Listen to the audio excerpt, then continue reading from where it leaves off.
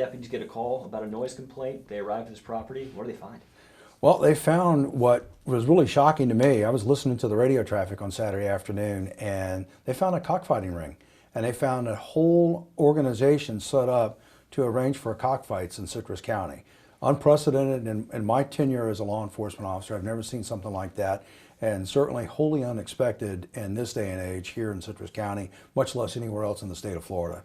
And never mind the fact that it's absolutely illegal, and it's certainly inhumane to do what they were doing to those animals. Now, you get there, and it seems like they had all the equipment set in place, so it seemed pretty extensive, and you said people came from all across the state? There were people from all across the state that were from literally South Florida, Central Florida, North Florida, and there were many more suspects out there participating in this. Unfortunately, because we only had a handful of deputies available at the time that could get over there. By the time we could get everybody else out there around the area, many of them had disappeared into the forest and went off and left the area. But we were able to manage to corral up 6 plus the owner of the property down there in Floral City. And they all face extensive charges, and they're all being charged, and they were all held on a $5,000 bond pending their bail and pending what happens next in this case. You mentioned the homeowner. This is someone who's being charged with facilitating something like this. What are the potential punishments for something like that? Well, you know, the potential punishments will range from a wide variety of things. Of course, animal cruelty charges are serious enough in and of themselves. We, as members of the community here, have zero tolerance for nonsense like this. We just had an animal abuse case that was prosecuted not too long ago, and the person got, I believe it was a 4-year sentence for multiple animal cruelty charges. And there are a couple of other situations like this that are pending right now. So we really have to see what the courts are going to do as they go through and adjudicate these cases as the state attorney prosecutes them. Each and every case is unique in its own set of parameters out there. But again, this was an illegal gambling operation as well as an operation that was designed to harm animals that should not be harmed in the performance of any type of thing.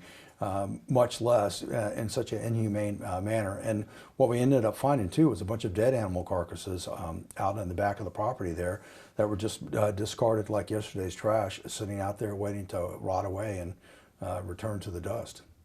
You mentioned that by the time deputies got there, a few people had left the area.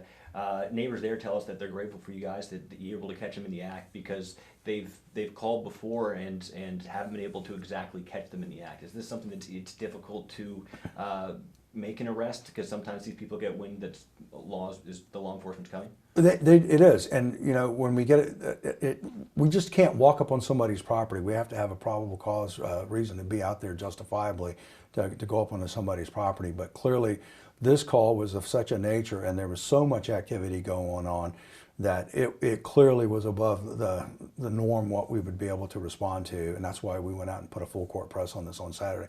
And let's not also forget, this person not only was running an illegal cockfighting operation, he was also selling alcohol out there without a liquor license.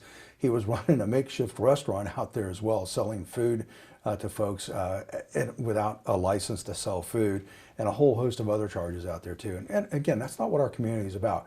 This is 2022. We've got a great community of law-abiding citizens that work very hard here.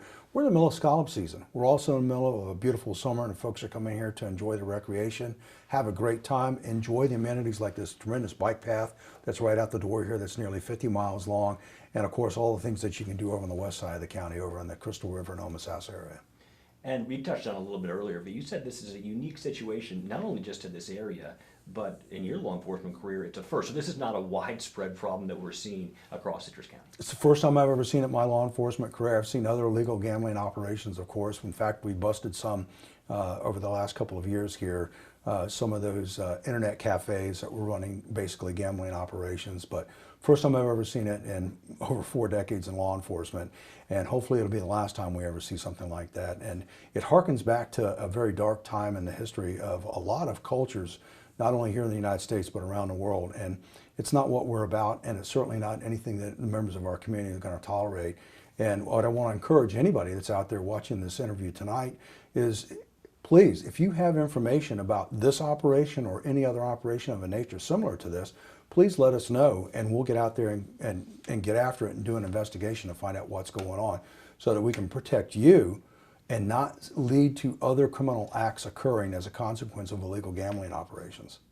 Yeah, and to touch on that a little bit more, the people who lived right next to the property were pretty grateful that you guys really took it seriously. So what does that say about citizen communication with police in terms of ending these things? It's kind of a team collaboration. Well, it is a team collaboration, and in fact, I've got high praise for the folks that did call it into us and let us know about it, because we can't be everywhere. We're a community of over 160,000 residents. We only have 220 of us with a badge and a gun and a radio in this community to serve our citizens. And if we're going to be able to do our job effectively, if someone sees something, they need to let us know as quickly as possible. If it's an emergency, never hesitate to pick up the phone and dial 911, because we can get an immediate response out to them and take care of an emergency.